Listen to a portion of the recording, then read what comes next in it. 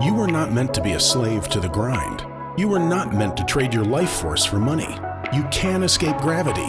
You can unlock your life. You got this. Let's go. Hello and welcome to Unlock Your Life. I'm your host, Jennings Smith. I've got a great show for you today. Super excited. I got my full media team here and we've put together a story about a deal that we just closed on Monday. So big story, big idea is we've got this property in Barberton, Ohio, which is outside of Canton, Akron area. And it's 34 units. It's 100% full, right? They're below market rents by about $150. And so we located this deal. We bought it. We closed it with no money down. We closed it with some pretty creative financing. I'm going to tell you about that in a minute when we get to that point. But I wanted to recap this story. Hopefully it inspires you. It shows you that you don't necessarily need the best credit in the world. You don't have to have hundreds of thousands of dollars in the bank for down payments to be able to make stuff happen, to unlock your life, to change becoming a wage slave, trading all your time for money and having no freedom to do what you want, to pursue the dreams and goals that you may have. So how did we find this deal? This is something that most people ask us in the beginning. They're like, dude, how do you find off-market deals? How do you find good deals? There really are no deals to be had. I'm looking on LoopNet or Crexy, some of these websites that have these multifamily properties publicly listed, and nothing looks like a good deal to me. So how do you find a good deal? Well, one, you put it out there. That's what I've done. I've put it out there. I've built a community on Facebook telling people this is what I do. And so it gives me the opportunity for people to go out there and look for deals. And if they find something that I like, I can help them partner, right? I can help them close the deal. So that's how this was come to me. This is how this deal came to me. Was I had a person in my Facebook group who reached out to me and said, hey, I found a deal. But how did that guy get the deal? Is he, doing massive cold calling? Is he knocking on doors? What is he doing to get this deal? Broker relationships. This was something that a broker had called the owner, said, hey, would you want to be interested in selling your property? And a lot of times these broker relationships can yield really good deals because they'll call you before they blast it out on LoopNet, before they blast it out to the whole world. And they'll call you and say, would you like to look at this deal? I got something that maybe is interesting, and you're getting the inside track on that deal before the general public. 9 times out of 10, deals that trade in commercial real estate, they happen when the broker brings those deals to his or her 5 to 10 people that are solid buyers. They bring them to them, and those people pick up the deal and scoop them up, and they never go to market. So the average person never even sees the good deals. So how do you get on that broker's list? Is a great question. That's something that we talk about. That's something that we teach in our Facebook group. If you're interested more in that, you can jump in my Facebook group, My First Million in Multifamily. But this is how this guy got it. He built a relationship with his broker, and he did not have a massive portfolio. He had a couple duplexes, but he did not have any multifamily. But he built a relationship with this broker. She called him and said, hey, I've got a deal. I think this looks like a good deal. The seller wants $1.35 million for this property. So he looked at it, he brought it to me, and we started to underwrite the deal. Underwriting means we plugged into the analyzer. They're only collecting $500 a month in rent. So when you look at the numbers, they're only collecting $15,000 a month. They want $1.35 million. It's quite a bit of money for that property. But when we looked at the surrounding area, everything else that was one bedroom was renting for $750 a month. So we started to see the potential in this deal. And a lot of times you have to see what could it be versus what is it today. And surprise, surprise, I was in Ohio at the time. So this guy calls me, we're looking over his deal, and I'm 15 minutes away. So I say, hey, you want me to run over there, check out the property? Because sometimes stuff looks good on paper and it actually is not good at all. So it looks good on paper. He said, yeah, run over there and check it out. So I go by there and it's got new parking lots. It's got a new roof. It's got freshly painted, front. It's got vinyl siding, wrapped exteriors. It looks like a solid deal. Nice cars in the parking lot, good tenant base. It's filled up. And so I called him, actually FaceTimed him and showed him the property. Said, this looks awesome. This looks awesome, buddy. We should definitely make an offer on this. So we went back and forth with the broker and they got really nervous. Could we close the deal? So they asked, can you show us proof of funds? We offered them 1.3 million. They were good with 1.3 million, but they said, we want to see proof of funds. We want to see that you have the ability to close this deal. So in this instance, since it was a small deal, we were able to show proof of funds, right? We came in strong. We showed them the entire purchase price in cash, which showed them, oh, wow, these guys can close the deal. But what if you don't have the entire purchase price in cash? Well, number one, you probably only need to show the down payment in cash, right? You only need to show the down payment, which in this case would be $300,000 or $400,000. All right, well, what if you don't have $300,000 or $400,000 in cash? This is where you need to use posturing or you need to use partners.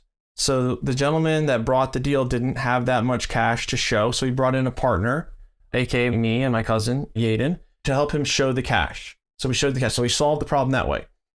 You can also solve the problem by explaining to the broker that you are a syndicator. You do a joint venture. What you do is you raise capital from investors. You have an investor pool. This is where the down payment money is coming from. And that's where the down payment's coming from.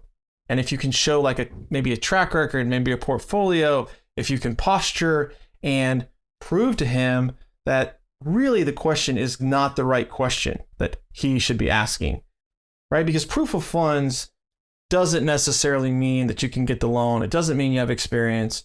It doesn't mean, you can buy proof of funds on the internet, which I would not recommend doing that, but it's like showing proof of funds doesn't really mean much. You can go to a private money lender and they can give you a proof of funds document for $5. It's not showing the strength. And so if you can talk to the broker and help them explain that, a lot of times you can overcome that proof of funds objection without having to prove the funds. And more experienced brokers typically don't even ask for that. A lot of times residential brokers do that, but commercial brokers, it's not as commonplace. So long story short, we get the property under contract for $1.3 million. $1.3 million, this is about $40,000 to $45,000 per unit when you factor in a little bit of renovations, a little bit of closing costs. So great basis, especially if we can get $700 to $750 per month. A quick and dirty math tool that I use is I take the purchase price per unit. So in this case, let's say it's $40,000. If I can get $400 a month, that's 1% per month. That's a good metric. If it's over 1%, that means it's probably a pretty good deal and I should look into it further. So now $700 a month is more like 1.6, 1.7% of the purchase price. If that math is making sense in your head. I know I'm talking in the air, but hopefully you get the concept. $800 would be 2% per month. That's a home run deal. That's a deal that's very, very difficult to find. Sometimes you see it in the single family realm, but remember, we're closing 34 deals in one deal, right? That's the scale of multifamily. That's the beauty of multifamily versus just going out hunting on your next single family rental. Okay, so we get it under contract and we put down $20,000 earnest money. Earnest money is the deposit to show you're serious about the deal. You give it to the closing attorney, or the title company, whoever is closing the deal. And it's kind of a good faith that we're going to close this deal. So what if you don't have $20,000? You got to get that from somebody, right? Sometimes the sellers won't require you to put down any money, but then you really look weak. You look like you're just playing, you're not serious. So you need to find somebody to give you the $20,000. And the $20,000 is not non-refundable, right? If you go into the deal and you don't like it, you dig into the rent rolls, you dig into the area, you're not able to get your loan. There's all sorts of ways that you can back out of that deal and get the $20,000 back if you have to. So the deal that we worked out with the seller was we would put the money down and it would be refundable for 45 days. But after 45 days, it's not refundable. We have to close the deal or we lose the $20,000. So at that point, we really need to have our loan in place. We need to have gone through the property. We need to have walked all the units. We need to know what we're doing, know what we're closing, so that we don't risk losing $20,000, which nobody wants to do. So we went into the due diligence period. The due diligence period is where you are making sure that what the seller has told you is the truth. You're making sure that your assumptions are right. So the major things that we want to do are verify his expenses. So we're going to go through and say, are the taxes really going to be $10,000 a year? Is the water bill really running, $1,000 a month? What's the insurance? Let's get an insurance quote on this. Let's get some debt. Let's see what we can get for our lender to loan us the money. How much is that going to be? You make all these assumptions when you're putting it under contract. Now you're verifying all these assumptions. Are they right? Are they true? Did I make a mistake? Did I over-exaggerate or under-exaggerate some of my assumptions? You also are walking every single unit. This is super important to do, to walk every unit, go in and don't take their word for it, right? Because if you walk into 33 out of 34 units and you don't, oh yeah, that guy, he's not there. I lost the key. We can't get in there. And then when you close and you finally get in there and there's mold everywhere and it's abandoned and the tub is leaking and it needs $40,000 in renovations, well, too bad. That's on you. You didn't inspect it and you're going to have to pay for that and be stuck with that. So you really need to walk every single unit when you're under the due diligence period. And it also gives you an opportunity to retrade if you need to retrade, right? Which would be renegotiate the price. We were under the assumption that these were in good shape. They aren't. It needs a new roof. It needs new air conditioning. We scoped the sewer lines under the parking lot and they're all cracked up. We're going to have to dig up the parking lot to replace the sewer lines. You don't want to find that out after you close the deal. Make sense? So we get almost to the end of the due diligence period and we are on day, I think 43 of day 45. And our lender comes to us and says, we've got you a term sheet. So in commercial lending, you put it out to the lenders, they give you a term sheet, and then they give you a commitment letter. And once they give you a commitment letter, they're pretty much locked into that rate. They're going to give you the deal. Now, it's not done until it's done, but for the most part, if they give you a commitment letter, they will honor that commitment. They will loan on that property at that loan at that rate and that term. So we are at the term sheet. They say 6.2% interest, 25-year amortization, 5-year term, and I think like 1% of the loan in. The leverage was pretty low. They would only give us 68% of the purchase price. So that means we have to bring 32% down, which is a lot. But it was a great deal and we were pressing forward, but we didn't have a commitment letter. And remember, on day 45, that $20,000 is non-refundable. So we asked the seller, could you give us one more week? Give us 5 more days on the due diligence period before our money goes non-refundable. We need to get this commitment letter. Didn't think it was going to be a big deal. However, it was kind of a big deal to the seller. The seller had inherited this property. He wasn't really a landlord. He wanted to be retired. He wanted to take his money and go do whatever he wanted to do. He didn't want to deal with this 34 unit apartment anymore.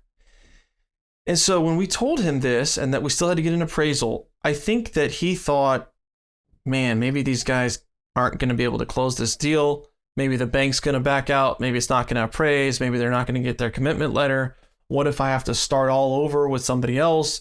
The interest rates have been rising this whole time. The economy is getting worse. My property is getting worth less and less with every day that slips by. And so he made us an offer. And this is where this deal got really cool. He said, I'll loan you the mortgage. I'll loan you $750,000, but you got to bring the rest for the down payment. I'll give you 5% interest. I'll do it for 6 years. I'll give you the same amortization, 25 years, if you'll do owner financing instead of the bank. And at that point, I would have said yes. But here's where it got really cool. He said, I'm also going to lower the price $100,000. So he lowered the price $100,000, and we didn't even ask him. Lowered the price $100,000. We're like, okay, definitely done. He said, but you got to close in 2 weeks. So we needed $450,000 for a down payment and another $150,000 for renovations and closing costs. So $600,000 in cash and $750,000 in owner financing, and we can get the deal done, and we'll still have about $150,000 left in the bank to bankroll the project, get it going, get the renovations going, and work our plan. So we closed the deal, and everything goes off very smoothly. When you do owner financing, it's really easy, right? Nothing's contingent on anything. There's no bank involved, and the seller got $450,000 less his costs and fees, and we got the property. So how do you do this though if you don't have $600,000? You may be thinking, well, cool, Jennings, you plunked down 600 grand. I don't have that. Or even if I did, I don't know that I'd want to tie it all up in a real estate deal. Well, I didn't want to either. I didn't want to tie up my $600,000 in that real estate deal because I want to have that liquidity there in case something goes sideways on one of my deals. I want to have that liquidity there so that I can show other lenders that I'm a strong financial bet. I want to have that money there so that when I want to put something else under contract, I can show liquidity, liquid money in the bank.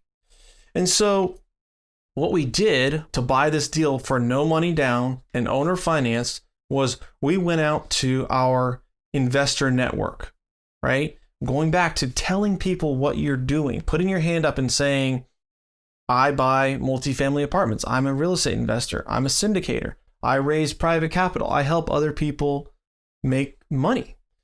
And so we put out there and said, hey, we'll pay 15% interest on the money if you loan us this down payment. And you can look at the deal. You can look at the underlying fundamentals of the deal. But they don't have a mortgage on that deal, right? There's a bank that's involved, or the seller was the primary lender on that. So their recourse was me. So if I don't pay that loan, they're going to come after me personally, but they can't foreclose on the property. So they have to trust me, and they look at my portfolio, they look at my credit, they look at my partners, and they decided to do the deal. So we went to 3 different people, and they gave us a collection of $600,000, some more than others, but all in, we got the $600K. And now we've got to pay 15% interest on this money until we pay it back, which is expensive, right? I mean, that's $90,000, 600 grand at 15% is $90,000 a year just in interest. However, the deal cash flowed really, really well. And so we could afford to pay this private money, and we didn't have to give up equity.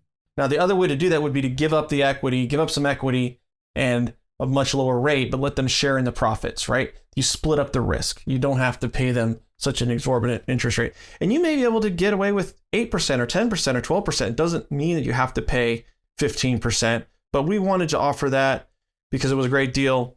The cash flow was there from the underlying asset, and we could make that number work.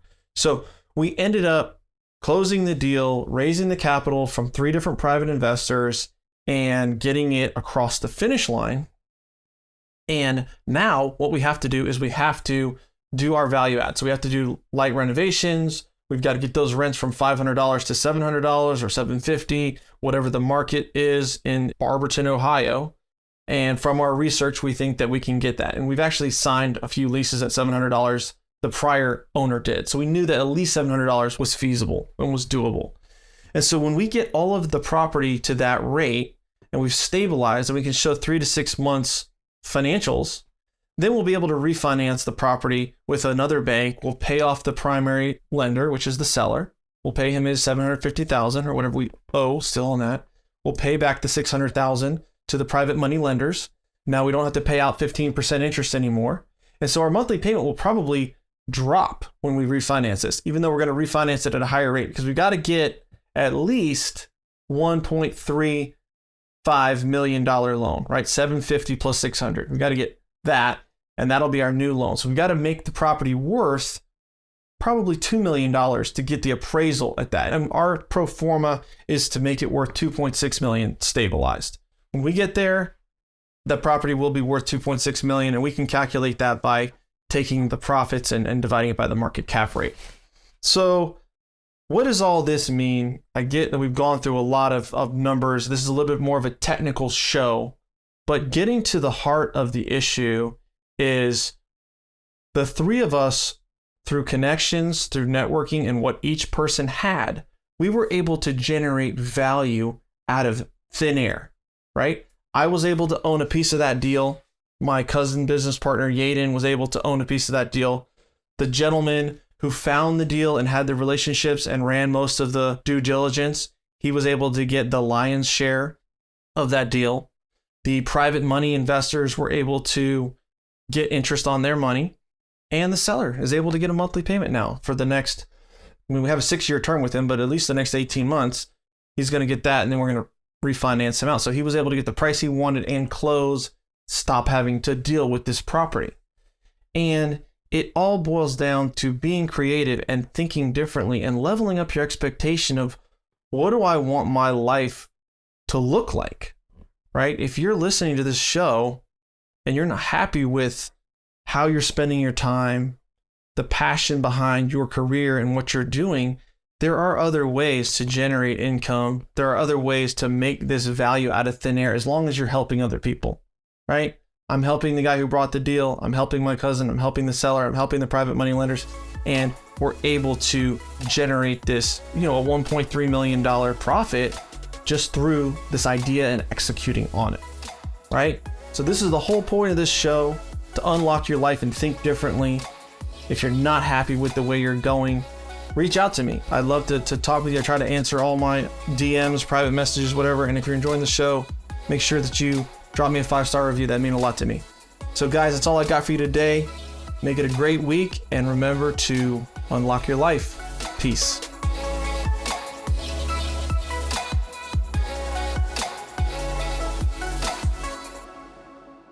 This is thepodcastfactory.com.